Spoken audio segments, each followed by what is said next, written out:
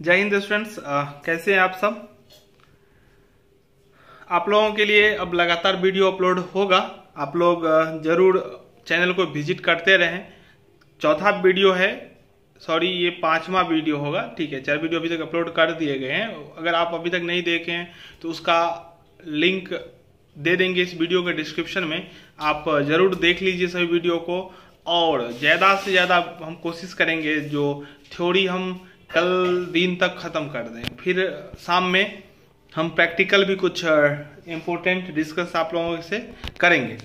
अभी जो क्वेश्चन आप लोगों को बताने जा रहे हैं वो है आयकर अधिनियम 1961 के अनुसार वेतन शीर्षक के अंतर्गत कौन कौन से मद सम्मिलित होते हैं, वेतन आय में से कौन कौन सी कटौतियां स्वीकृत हैं। एक बात यहाँ पे आपको बता दूं, क्वेश्चन तो आपको ऐसे दिख रहा है लेकिन क्वेश्चन ऐसा भी पूछ देगा, वेतन से आप क्या समझते हैं, वेतन की आय से आप क्या समझते हैं, कौन कौन से आय को वेतन शीर्षक में शामिल किया जाता है, इसमें कौन कौन कटौतियां, इन सभी प्रश्नों का उत्तर यही होगा। इसमें ये नहीं समझिएगा जो डिटो क्वेश्चन मिलेगा तभी आपको आंसर लिखना है। ठीक है, तो वैसे हम पिछले वीडियो में कुछ सैलरी के बारे में बताए भी थे और एक दूसरे से लिंक जरूर रहता है।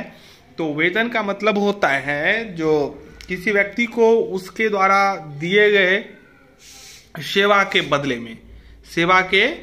बदले में जो पारिश्रमिक दिया जाता है, चाहे वो जिस रूप में दिया जाए। मैं क्या बोल रहा हूं, ध्यान दीजिएगा, ध्यान से इस बात को सुनिएगा। नियोक्ता के द्वारा, नियोक्ता का मतलब वह व्यक्ति जो किसी व्यक्ति को काम पर रखता है और उसके बदले में पारिश्रमिक के रूप में भुगतान करता है, वो नियोक्ता होता है। तो नियोक्ता के द्वारा कर्मचारी को जिस चीज का भुगतान किया जाता है सब उसका सैलरी होगा। जरूरी नहीं है उसमें नगद ही हो, नगद के अतिरिक्त वस्तु भी शामिल हो सकता है। वेतन आय का जो है वो प्रथम शीर्षक है, यानी कि आय के जो 5 सोर्सेस हैं उसमें से पहला जो सोर्स है वो है वेतन। किसी नियोक्ता द्वारा अपने कर्मचारियों को उनके द्वारा की गई सेवाओं के बदले में जो पारिश्रमिक दिया जाता है वह वेतन कहलाता है। आयकर के लिए वेतन शब्द में नियोक्ता द्वारा कर्मचारी को दिए गए नगद पारिश्रमिक के अतिरिक्त उन सुविधाओं का मूल्य भी शामिल होता है जो उसे नियोक्ता द्वारा प्रदान की गई है तथा जो कर योग्य है। यहाँ एक बात है, जो भी कोई सुविधा दिया जाता है तो वो कर योग्य होगा, वो उसका सैलरी का पार्ट होगा। ठीक है, वेतन के अंतर्गत गत वर्ष में प्राप्य वेतन, अग्रिम, एडवांस, पुरानी बकाया वेतन की प्राप्ति अथवा स्वीकृति भी शामिल है। उपर्युक्त राशियों का जो योग होगा वो सकल वेतन यानी कि ग्रॉस सैलरी होता है। वेतन शीर्षक की कर योग्य आय की गणना करने के लिए सर्वप्रथम सकल वेतन ज्ञात किया जाता है। सकल वेतन में क्या क्या शामिल होता है, यानी कि ग्रॉस सैलरी में क्या क्या शामिल होता है। पहला आ जाता है वेतन। देखिए, वेतन एक वाइड कंसेप्ट है, ये बहुत बड़ा रूप है इसका। वेतन का मतलब ये होता है जो नियोक्ता के द्वारा कर्मचारियों को प्राप्त नगद या वस्तु के रूप में। लेकिन मैं बार बार बता रहा हूँ, नियोक्ता और कर्मचारी, तो वेतन वही होगा जो मालिक और कर्मचारी का संबंध होगा। अगर मालिक और कर्मचारी का संबंध नहीं है और प्राप्त होता है उनसे राशि या कोई सुविधा, तो वो वेतन शीर्षक में नहीं आएगा, वो वेतन नहीं होगा। वेतन होने के लिए मालिक और कर्मचारी का संबंध होना चाहिए। ठीक है, तो वेतन हो गया। भत्ता, ये अलाउंसेस, ये जो है नगद ही है। ठीक है ना, अलाउंसेस मतलब होता है नियोक्ता के द्वारा नगद में कर्मचारी को वेतन के अतिरिक्त जो दिया जाता है। वेतन तो नगद में मिलता ही है, वेतन के अतिरिक्त कर्मचारी को नियोक्ता के द्वारा जो मिलता है, ये समझने की बात है। नियोक्ता देगा, वेतन के अतिरिक्त नगद में जो भुगतान होगा वो अलाउंसेस होता है। ये परक्यूजिट्स, अनुलाभ, ये अनुलाभ जो है नियोक्ता से ही प्राप्त होता है। सब तो नियोक्ता से प्राप्त होता है, लेकिन इसमें नगद नहीं मिलता, इसमें सुविधा मिलता है। जैसे इसमें देगा घर के लिए पैसा, इसमें घर ही देगा, इसमें कार के लिए पैसा देगा, इसमें कार ही देगा, इसमें नौकर के लिए पैसा देगा, इसमें नौकर देगा, इसमें पढ़ने के लिए पैसा देगा, इसमें स्कूल में एडमिशन करवा देगा, हॉस्टल में पढ़ाने के लिए पैसा देगा, इसमें हॉस्टल में एडमिशन करवा देगा। तो उम्मीद करता हूं आप लोग भत्ता और अनुलाभ यहीं पर समझ गए होंगे।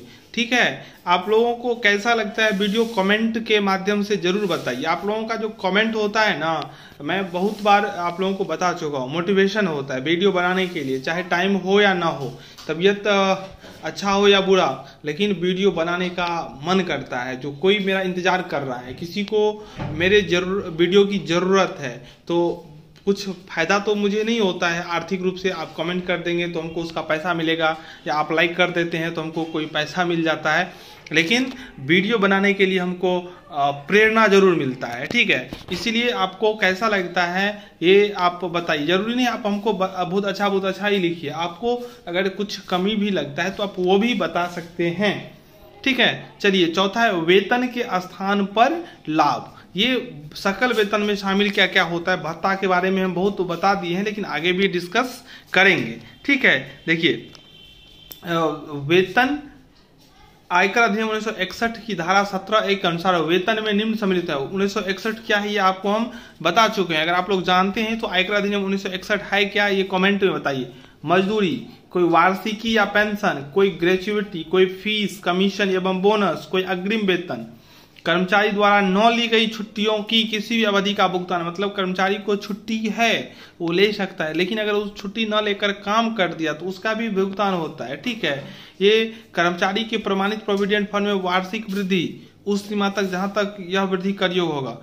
इसमें एक बात ये समझ लीजिए, कर्मचारी के वेतन के 12% तक फ्री है और इंटरेस्ट 9.5%। ये आगे हम डिस्कस कर लेंगे। ठीक है, चलिए अब हम लोग आते हैं भत्ते की तरफ। बहुत बार क्वेश्चन पूछा गया जो भत्ता से आप क्या समझते हैं, भत्ता कितने प्रकार के होते हैं, 10 कर योग्य या कर मुक्त भत्ता का नाम बताइए। इस एक वीडियो में हम 3-4 क्वेश्चंस को कवर करने वाले हैं, बस आपको समझना है। बहुत स्टूडेंट्स क्या करते हैं, वीडियो को ध्यान से नहीं सुनते हैं, नहीं देखते हैं और सीधे कमेंट करते हैं सर क्वेश्चन नहीं मिला। ठीक है, ये ऐसे बहुत कम ही होते हैं, लेकिन फिर भी एक ही होते हैं। अगर आप देख रहे हैं अभी और सुन रहे हैं तो वीडियो को ध्यान से एक एक बात को समझें। क्वेश्चंस इसमें से 2-3 आ सकता है, 2-3 टाइप से आ सकता है। एक पूछता है भत्ता से आप क्या समझते हैं, जो कि हम आपको समझा चुके हैं।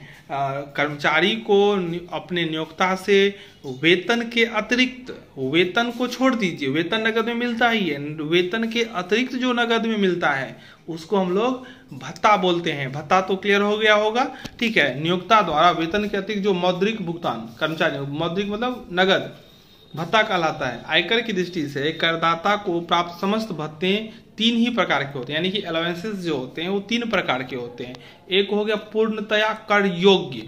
पूर्णतया कर योग्य का मतलब हो गया फुल्ली टैक्सेबल। मतलब ये जो आप लिस्ट देख रहे हैं ना, इसमें से अगर किसी कर्मचारी को मिल रहा है तो 100% टैक्सेबल होगा। इस पे हम 1-2 प्रैक्टिकल भी करवाएंगे, इसलिए इसको आप ध्यान से समझिए। और प्रैक्टिकल के लिए कितने लोग तैयार हैं कमेंट करके बताइएगा। ठीक है, तो भत्ते 3 प्रकार के होते हैं। सैलरी, बेसिक ग्रॉस सैलरी जो होता है वो कैसे निकलेगा, तो एक तो बेसिक सैलरी हो गया, फिर भत्ता को जोड़ेंगे, फिर परक्यूजिट्स का जो टैक्सेबल पार्ट होगा उसको जोड़ेंगे तो ग्रॉस सैलरी आएगा।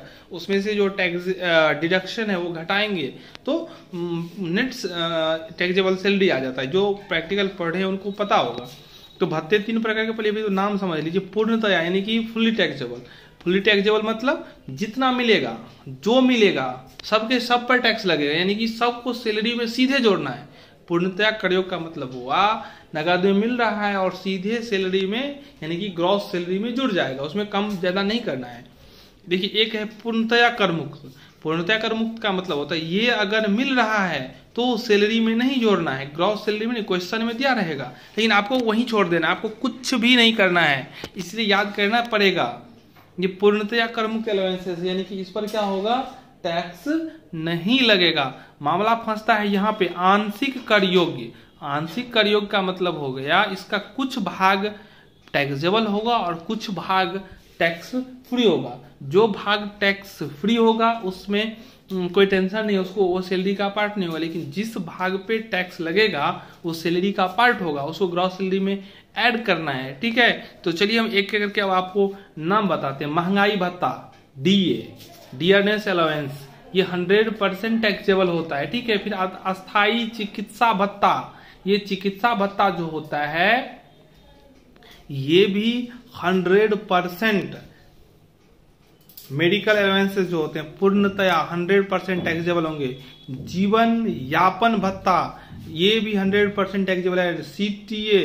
सिटी कंपनसेशन अलाउंस ये 100% टैक्सेबल है। अधि समय भत्ता, ओवर टाइम, ये 100% टैक्सेबल है। नौकर भत्ता, प्रॉक्टर भत्ता, वार्डन भत्ता, नॉन प्रैक्टिस भत्ता, जलपान भत्ता, ये सभी के सभी सीधे सैलरी में जोड़ देना है, ग्रॉस सैलरी में सीधे जुड़ेगा। ठीक है, ये कार या सवारी भत्ता, विदेश भत्ता, संयुक्त राष्ट्र संघ से भत्ता, ये यात्रा धनराशि। अब देखिए दौरा भत्ता, दैनिक भत्ता, वाहन भत्ता, सहायक भत्ता, ज्ञानोपार्जन भत्ता, ये सब जो है करमुक्त है। तो इस प्रकार पूर्णतया करमुक्त भत्ता आप समझ गए, ये सब सैलरी का पार्ट नहीं होगा। आंशिक में आता है मकान किराया भत्ता, हाउस रेंट अलाउंस, HRA बोला जाता है। इसका पार्शियली जो है टैक्स, हम एक वीडियो में आप लोगों को समझाए थे, जो पहले से चैनल से जुड़े हैं उन्हें पता होगा HRA का कैलकुलेशन हम कैसे करते हैं। क्योंकि प्रैक्टिकल में होता क्या है, आप लोग प्रैक्टिकल, कुछ बच्चे सर प्रैक्टिकल कैसे होगा, तो प्रैक्टिकल एक दिन या 2 दिन का बात नहीं है। प्रैक्टिकल के लिए कम से कम आपको सभी सिद्धांत, सभी लॉ आपको पता होना चाहिए। कहने के लिए इसमें इतना ही है, लेकिन अब शिक्षा भत्ता है ये आपको पता होना चाहिए। जो जैसे प्रत्येक बच्चा 100 रुपया अधिकतम टैक्स फ्री है, वो भी 2 बच्चा के लिए। हॉस्टल 300 प्रति बच्चा, अधिकतम 2 बच्चा के लिए। HRA इसमें आता है actual HRA received, rent paid over 10% of salary और 40 या 50% ऑफ सैलरी। इन तीनों में जो बड़ा होगा वो, इन तीनों में जो छोटा होगा, बढ़ाने जो छोटा होगा वो टैक्स फ्री होगा। तो ये सब तो आपको पता होना है। जैसे प्रोविडेंट फंड है तो उसमें जो कंट्रीब्यूशन होता है नियोक्ता का वो 12% तक फ्री है, यानी कि 12% से ऊपर जितना जाएगा वो टैक्सेबल हो जाएगा। इंटरेस्ट जो उस पर मिलता है 9.5% तक फ्री है। तो ये सब बात आपको याद रखना पड़ेगा। तो प्रैक्टिकल एक दिन में संभव नहीं है, फिर भी हम कोशिश करेंगे। जो कुछ क्वेश्चंस उनके लिए जिन्होंने पढ़ा है थोड़ा बहुत भी या पूरा भी, प्रैक्टिस ही हो जाएगा। ठीक है, तो मकान किराया भत्ता, मनोरंजन भत्ता, यात्रा भत्ता, विशेष भत्ता धारा 10, देखिए ये जो है विशेष भत्ता ये तो हो गया। कुछ ऐसे भत्ते होते हैं जो कुछ स्पेशल काम के, जैसे वर्दी के लिए देता है, तो वर्दी जहां तक ये, अब इसको आप आंशिक में भी रह सकते हैं, पूर्णतया करमुक्त में भी रह सकते हैं। अब पूर्णतया करमुक्त इसलिए होगा क्योंकि अगर पूरा वर्दी भत्ता जितना मिला अगर पूरा का पूरा खर्च कर देगा तो फ्री हो गया, 1 भी रुपया टैक्सेबल नहीं होगा। लेकिन अगर उसमें से कुछ बचा लेगा तो जो बचेगा वो टैक्सेबल हो जाएगा। इसलिए इसको हम लोग आंशिक कर योग के अंदर भी रख सकते हैं। पूर्णतया कर योग इसमें ये है, पूर्णतया करमुक्त में ये है, आपको याद रखना है। चलिए हम लोग चलते हैं अनुलाभ के तरफ। अनुलाभ तो हम आपको पहले ही समझा चुके हैं। अनुलाभ जो होता है ना, वो नियोक्ता के द्वारा कर्मचारी को नगद में नहीं देकर वस्तु के रूप में दिया जाता है, सुविधा के रूप में दिया जाता है। ठीक है, एक कर्मचारी को अपने नियोक्ता से नौकरी के दौरान वेतन के अतिरिक्त प्राप्त होती है।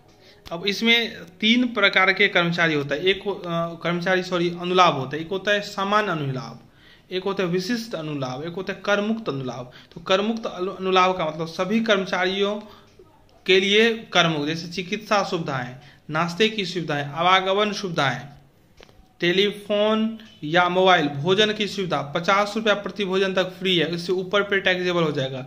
विदेश में दिए गए अनुलाभ, और ये सब जो है ये कार की सुविधा, निःशुल्क गैस बिजली पानी, ये विशिष्ट अनुलाभ है, विशिष्ट कर्मचारी को दिया जाता है। निःशुल्क शिक्षा की सुविधा, घरेलू नौकरों की सुविधा, ये सामान्य अनुलाभ है सभी के लिए। जैसे बिना किराए का आवास, यानी कि आपको घर दे देगा, उस पर आपको कोई किराया नहीं लेगा, या रियायती किराए का आवास, कर्मचारियों के दायित्व का भुगतान, कर्मचारियों का जीवन बीमा, ये सब अनुलाभ हो जाता है।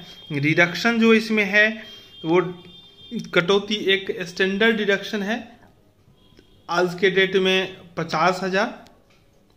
मनोरंजन भत्ता पर भी डिडक्शन है, वो जो गवर्नमेंट एम्प्लॉई है सिर्फ उनको मिलता है 20% ऑफ सैलरी और मैक्सिमम 5,000, दोनों में जो कम होगा वो फ्री हो जाएगा। ठीक है, एक आता है नियोजन कर एम्प्लॉयमेंट टैक्स। ठीक है, ये कटौतियाँ स्वीकृत है। तो सैलरी के अंतर्गत इतना महत्वपूर्ण बात था जो आपको समझा दिए। मिलते हैं बहुत जल्द अगले वीडियो में। धन्यवाद।